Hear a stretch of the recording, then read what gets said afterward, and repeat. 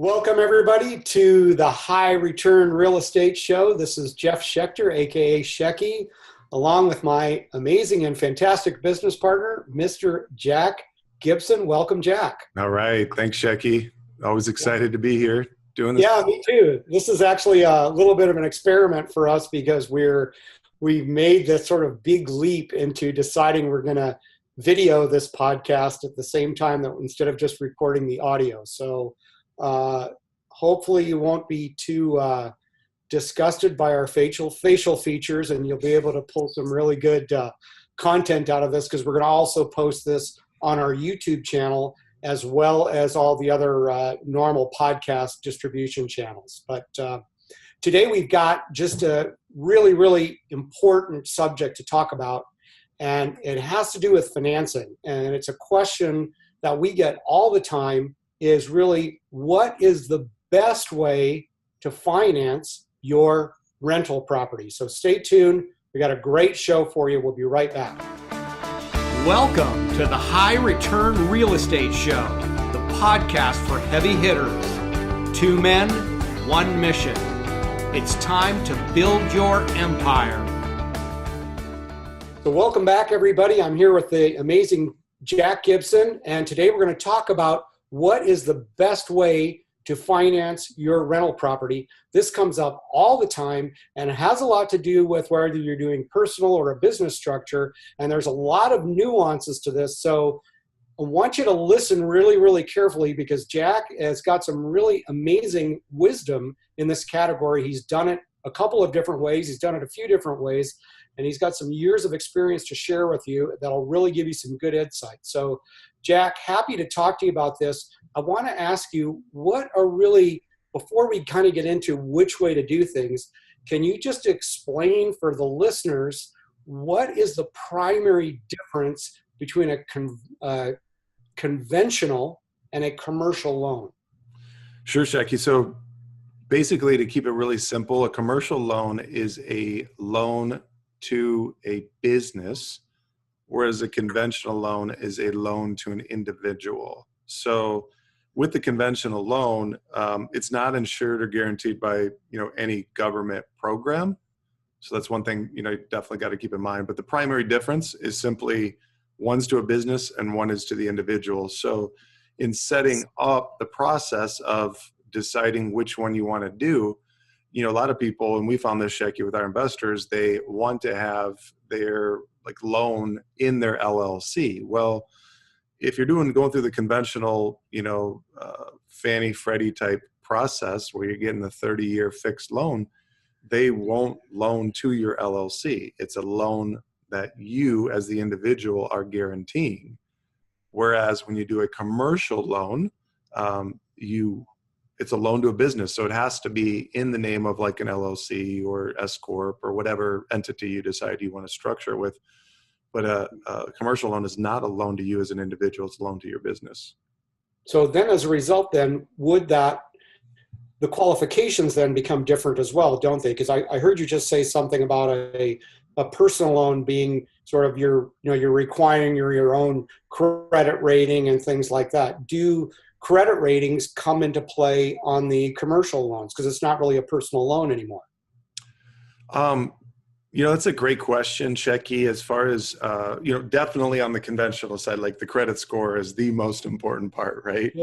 Yeah. For a commercial loan, you're, as the individual, if it's a recourse loan where you're guaranteeing the loan as an individual, you're saying, okay, if the business for whatever reason does not, make the payments, then I as the individual are guaranteeing the monthly payment. And that's how the most of the institutions are going to require you to do it, is that, it is recourse where you do have to assume the liability for it. Now, there are certainly places that will do, deals where, you don't have to back it. And those are called non-recourse. And of course, that's a great position to be in. Typically with those types of deals in the non-recourse, you're taking out, you're giving the bank more equity in the deal. Like there's more cushion for the bank. If you just, for whatever reason, don't make the payments, then they have a really nice spread where they can take the property back and and have plenty of cushion to, resell it and get their money back. So definitely advantages and disadvantages to both ways that you go. So it kind of depends on the, person's goals and, what their situation is like. And we can go into that in a bit. So I know I've got to ask you questions about I want to figure out who the best candidates are and all that. But, and I know, and I want to, of course, the big disclaimer for anybody listening or watching this is neither one of us are bankers. Right. Neither one of us are your CPA, right? And neither one of us are your attorneys, right? We're just giving you basically structures as to the way we see them, the way that we've done deals and the way a lot of our investors have done deals. You should always still do your own due diligence. But that said, there's sometimes a decision made between commercial and conventional based on asset protection. Can you speak to that? So, yeah, it all comes down to, with a business loan to an LLC, like you're getting the money to an LLC. Of course, now you've got an asset that is an entity that is protecting that asset, right? Whereas when you do the normal conventional route, again, they won't loan the money to a business. They're loaning it to you. So there are situations where you can get the loan in your name and then quick claim it over to an LLC. However, and I want to make sure that we make a big, however, disclaimer, asterisk, in certain cases, if you do that and the bank finds out about it, then that could null the terms of your loan, and then they could probably call the note due or whatnot. So you got to be careful in doing that. Again, it just totally depends on the terms of the note that you sign up for, whether you can actually end up putting it into an LLC or not.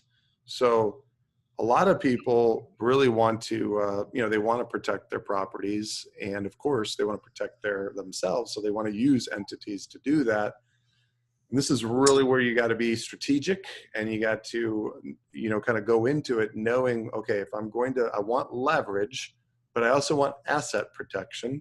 So you've got to really look at those scenarios and making sure that, you're making the best decision with all of that, all those pieces coming into play. And I can't really, Shecky, on this podcast, I can't give that kind of advice to the listener. That's like, we're not bankers, lawyers, all of that. That's something. No, but that said, just for the listeners, and because I know as soon as you start talking about asset protection, there's a lot of nuances to this and there's a lot of legalities to this.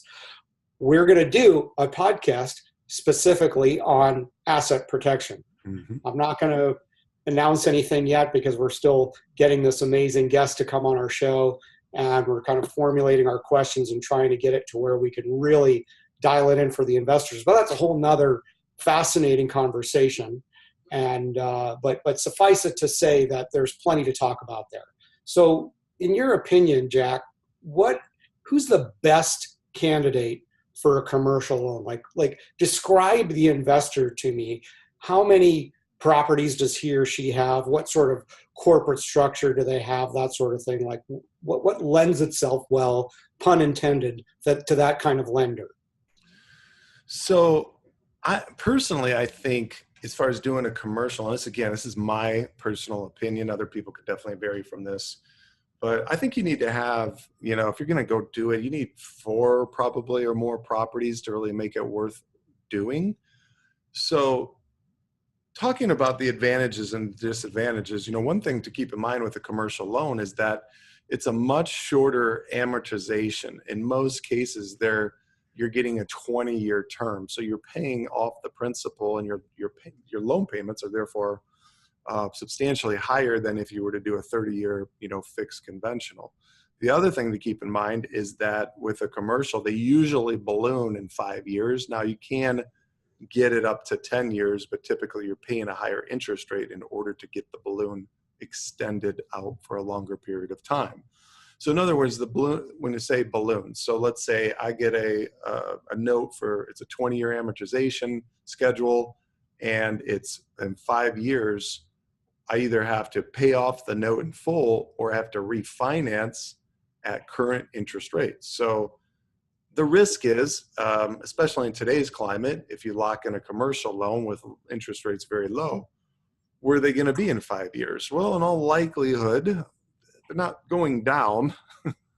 It's possible, but not likely, right? So Yeah. in all likelihood, you're going to be paying a higher interest rate in 5 years when you go to, when you have to, according to the contract, refinances, because in most cases, it doesn't really make sense to pay the note off in full. And you leverage the note for the reason of, all the advantages that leverage and loans give you. So I really like commercial when you have a bundle of properties, because you save on closing costs, you'll save on appraisals, because let's say, like for my example, Shecky, I acquired 15 units in cash, renovated them, got them performing. And then I went back to the bank and said, hey, I want to do a cash out refinance with a commercial note. So that way all of the properties can be bundled into just one loan payment. I don't have to go out in every property or whatnot, get an individual loan on each one. I can Right. take them, the whole aggregate, combine it together, pay one set of closing costs, one set of appraisals, have one loan payment, boom. Now, disadvantage is that I'm not allowed to, per the contract, piecemeal off any properties or sell them off individually within that bundle. So it doesn't give me as much liquidity or nimbleness as far as being able to resell those properties. So in that case, like that package to me is very much a long-term commitment, I'm marrying those properties. That's a bundle of properties that I'm buying and truly holding for a very long period of time. So the nice thing with a conventional is that, you've got a 30-year term. So you can get and plus you're going to probably, in all likelihood, you're going to get a lower interest rate. Interest rates are typically lower on conventional than they are on commercial. Now, not by a lot, but I found personally it was almost a point difference as far as what I would pay between the two different types of loans. So you're able to lock that interest rate in for a long period of time. So that's really nice. The challenge is that you can only do it on one property. And if you have a property that has more than 4 units, that's considered a commercial building, and you can't get a conventional loan on that. So it has to be 4 units or under to be able to even have the option, to get a conventional loan with it. So those are a lot of the kind of the overview, Shecky, and giving the audience here a better understanding of what the two kind of entail. So now we can dive into some of the finer details and Yeah. So for the clarity of myself and for some of the listeners, you made a good point on the commercial about the bundle. So they're essentially loaning on the portfolio itself. So like you said, you can't piecemeal out. And that's a really important thing to understand, because that means if you want to sell off that portfolio, it's an all or none proposition. Mm-hmm. So if you go down that road, then you better be ready to, like you say, buy and hold for a very long time. Like it's a marriage. You're fully committed. Yes. If you're just wanting to put one toe in the water, then maybe that's not a good candidate for that. Right? So you mentioned a word in there that is a whole nother conversation, the word appraisal. And my question is this, because obviously if a bank on a commercial loan is loaning based on the portfolio, wouldn't then the performance of the portfolio be a much more important metric to that banker than the individual appraisals of the properties?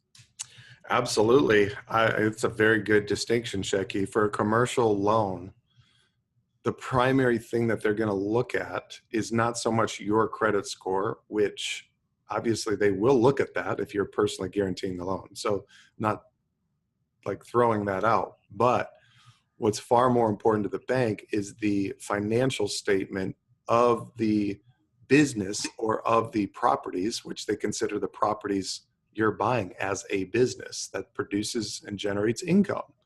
Right. So they're much more looking at the financial statement of the business, and they want to see a certain debt to income ratio of that business that you're buying or those properties that you're buying. So that to them is very important. And also very important is the appraised value. They're important in both the commercial and the personal and the conventional loan. If I were to say which one is more important, that's really hard to say because they both play quite a bit of a factor. But with the commercial loan, I think your appraised values are even more important simply because, for example, with the properties that I purchased, I bought in cash and fixed them up and got them performing, right? So then I went to the bank and they appraised them much higher than the cash that I had invested in because of the income statement or the performance of the properties created a higher appraised value. So therefore, I was able to get a higher, I was able to pull all my cash back out and still have equity according to the appraisal in the deal. So for example, let's say I'm just giving you a number. Let's say I paid, for easy math, I paid $100,000 in cash, and then they appraised for $200,000, right? So now I can actually get about, I think I got 80% of the appraised value back out in the cash out refinance after the deal, right? Love it. Love it. So I got $160,000 back out and I only had 100 in. Now, if you're very aggressive and that's not for the conservative player, right? The conservative guy would be like, I don't want to leverage that much. So I want to have more equity in. So maybe I'll go to 60%, 50% of the total appraised value. I know two of my mentors, and we're going to actually get both of them on this podcast here coming up. I mean, these guys do, millions of big, mega $1 million deals. And they're both right around conservative guys, 50, 60%. I mean, both of them, somewhere in that range of appraised value is what they'll actually leverage. So anyways, like I said, the appraised value is so critical because it can determine how much of the actual cash that you can pull back out of your property. And so with a conventional loan, as far as appraisals go, for example, Shecky, if an investor buys a property, all cash for $100,000 again, and it appraises for $200,000, well, in this case, they are only able to get a loan based on the purchase price of those properties. Right. That's the rub. That is a huge rub. Yeah. However, if they were to season it for 6 months, in other words, they're seasoning in terms of they're showing that it got performing and that there's income on that property, then after 6 months waiting period, then you can go to the bank and say, hey, I want to do a cash out refinance on this property. And then you'll be able to do, a percentage, 70, 75%. I don't know too many that go up to 80% that high on a refinance. And then that, say 70% of the actual appraised value. So then you're able to get more than your purchase price back out. But you have to wait 6 months in order to be able to do that. Right. So then your cash is tied up. And just FYI for clarity, one of the terms that gets thrown around a lot is LTV by these lenders, loan to value, the V being obviously the appraised value of that property. Yes. So, here's one of the other things that, we run into with our investors, because, a lot of the properties that we sell are lower priced, $50,000, $60,000, $70,000 properties, right? And so how do you go about getting a banker's attention if you're wanting to do things individually, right? And maybe put it in your own name. They want to do $500,000, $600,000, $700,000 loans. How do you get the banker's attention if you're asking for a $50,000 loan? Well, I mean, in all reality, Shecky, it's really not that easy. I mean, there aren't that many banks that will do it. Now, fortunately, we found a bank that we send a lot of investors to, and it's worked out very well. And they will do loans any amount under $50,000. A lot of banks. But to be clear, that's a cash out refi, is it not? They can do a purchase on it as well. Okay. It's not just a cash out refi. Now, as you know, you and I we sell only in cash to the investors. So our investors can only do a cash out refinance if they want to, do business with us. So anyways, that's a very important point, because that definitely affects, your strategy. It is more difficult to get an out-of-state commercial loan than it is to get an out-of-state conventional loan. We've had a lot of challenges helping investors that are in certain markets to be able to get, to get it done. It is far easier to get an out-of-state conventional loan because they're looking at your credit score, whereas with the commercial, they're looking at the performance of the property. It's quite a bit of a difference in how they're evaluating the loan. So they do look at quite a bit of factors, but those are the two main kind of distinguishing characteristics. Yeah. So, you mentioned something earlier that I wanted to dial back around. We oftentimes sling around terms like, Fannie Mae, Freddie Mac, all that kind of stuff. And these are obviously government structured programs for conventional lending. Isn't there some sort of limitation? I had heard that there was, I think, a 10 property limitation. If you start putting things in your own personal name, that you can only do 10 conventional loans. Do you agree with that statement? Yes. Yeah, you can only do 10 per individual, according to the current guidelines. So, you can definitely, that's the challenge, right? With commercial, it's pretty much unlimited. I mean, in terms of how much the bank's really willing to loan you, what amount they're comfortable loaning you with. And if you get a good relationship with the bank, and over time, I mean, you could create a, multi-million dollar, portfolio with them. And that's very common. I mean, the banks that are doing commercial lending, they want to establish those types of relationships with dependable, investors that they can loan huge amounts of money to and feel like, hey, this is very safe. This is a very safe bet, right?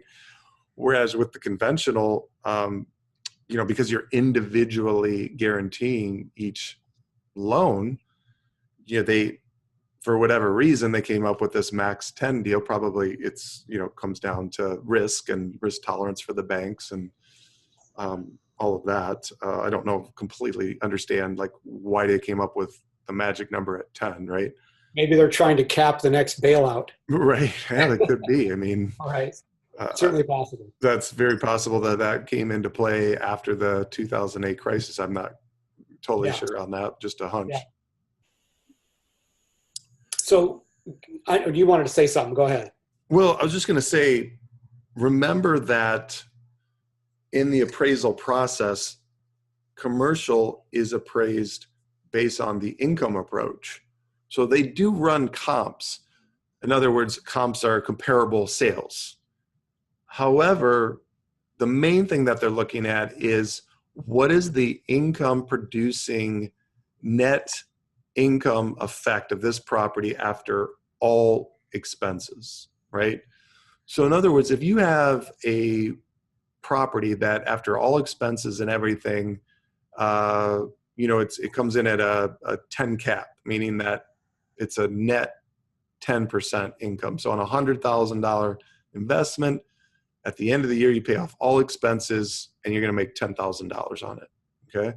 So if they appraise this property and they come up with this 10 cap, then they're going to look at what is the marketplace like for this particular property. And then they're going to say, okay, well, this is producing a 10 cap. It's probably going to sell to another investor in a reasonable period of time at, say the $100,000 mark, right? Or maybe they'll say, you know what, 10 cap's really high for this market. This thing could sell at a 5 cap. So you could actually sell this for $200,000. And so that's the way they may appraise it. So they're going to look at market conditions and what are properties that produce income, what are the cap rates that they're actually selling for, in the marketplace so that you're in. So that definitely helps. So the converse then would also be true. If you're looking at more of the conventional personal stuff, they don't they're not really caring about the performance of the property, much to our chagrin, because we're investors looking for performance, right? So we say, but yeah, look at all this thing is performing. And then they tend to only base that decision based on what the other comps are in the area. Yeah. And that's the challenge that we found with, investors, especially in the Indianapolis community, is that they are only going off comps of other properties. And the challenges, big time challenges, most of the properties that are sold in this, price range are being sold off market, not hitting the MLS, and they're being sold to out-of-state investors. The appraisers are typically only going to do an MLS search. They're going to say, okay, what are the 5 most recent sales that are within, 1 mile or 2 mile or 3 mile radius, whatever they dictate, of the property that they're appraising. Then on top of that, they're not always really doing their due diligence, looking at condition. Is this really a like kind property? Did the 5 properties that they pulled up, do they all need $10,000, $20,000 worth of work?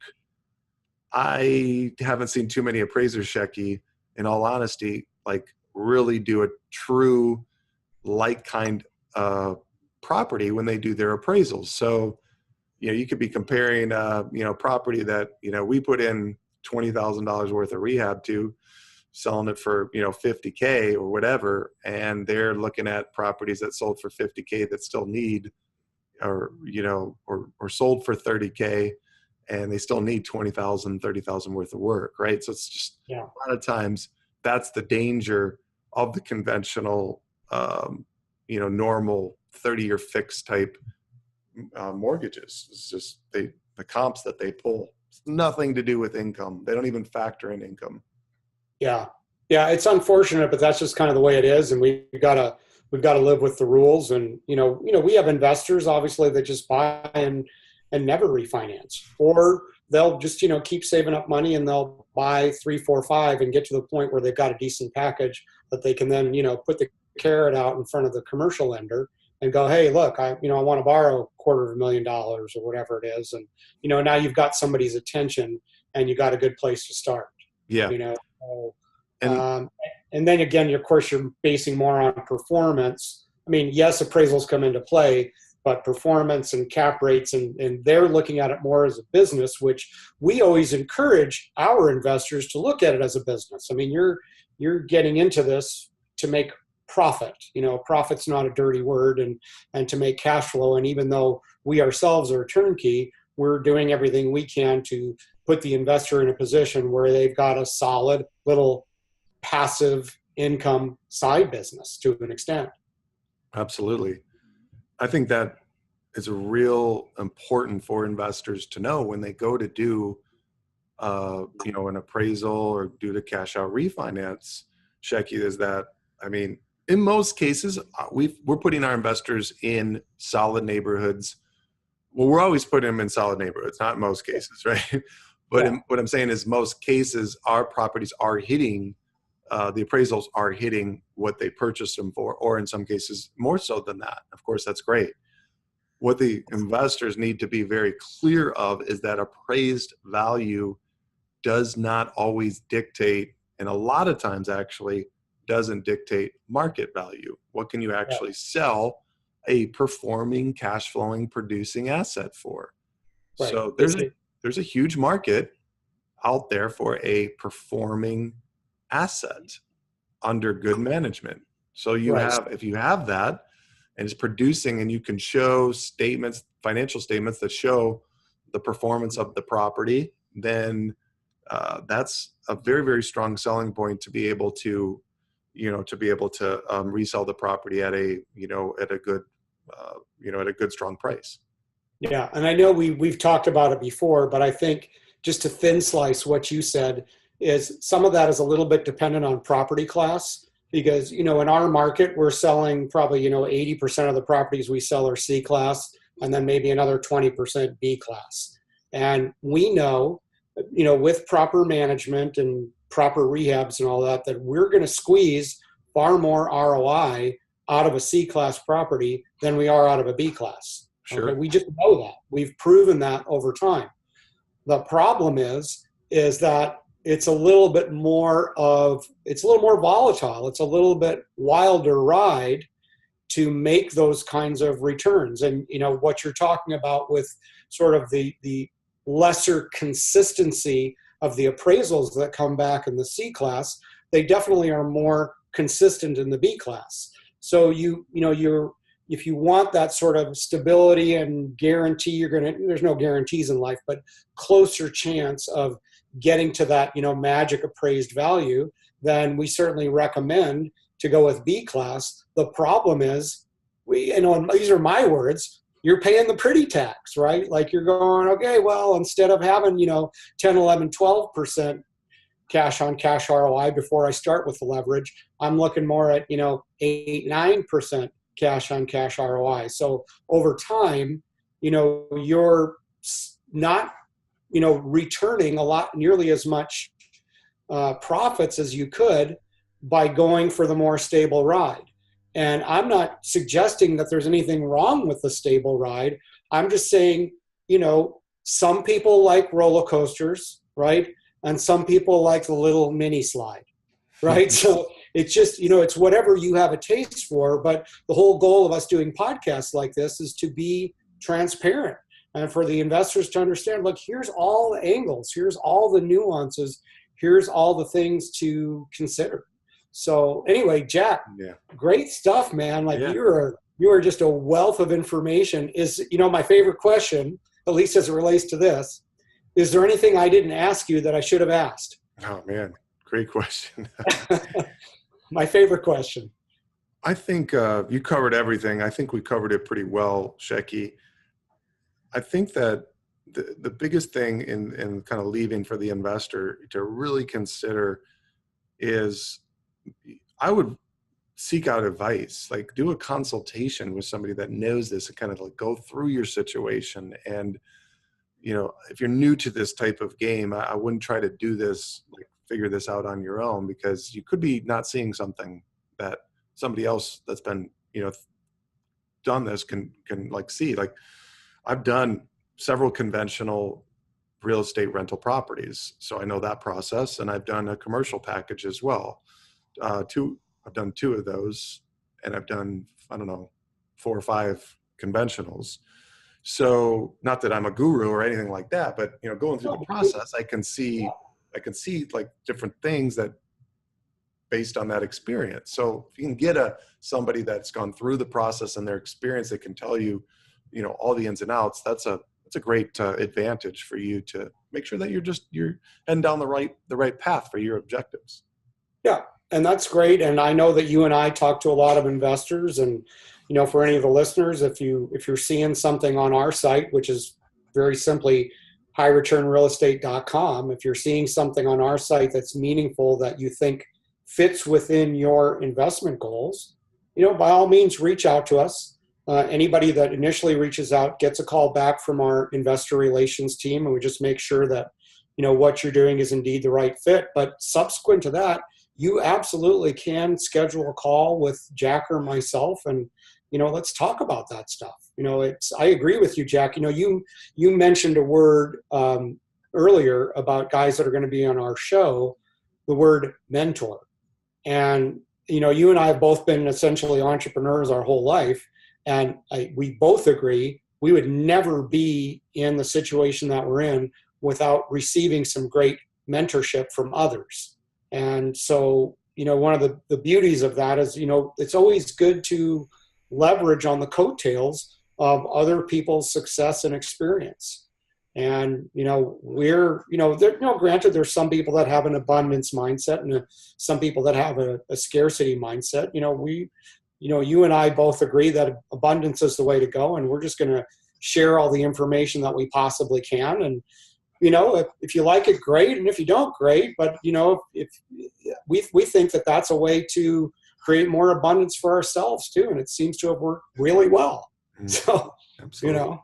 Yeah. Well anyway, said, I don't have anything else other than to say, thank you, brother. I appreciate you, and thank you for your wisdom and knowledge and partnership and leadership and all that good stuff. It's always a pleasure. So Absolutely.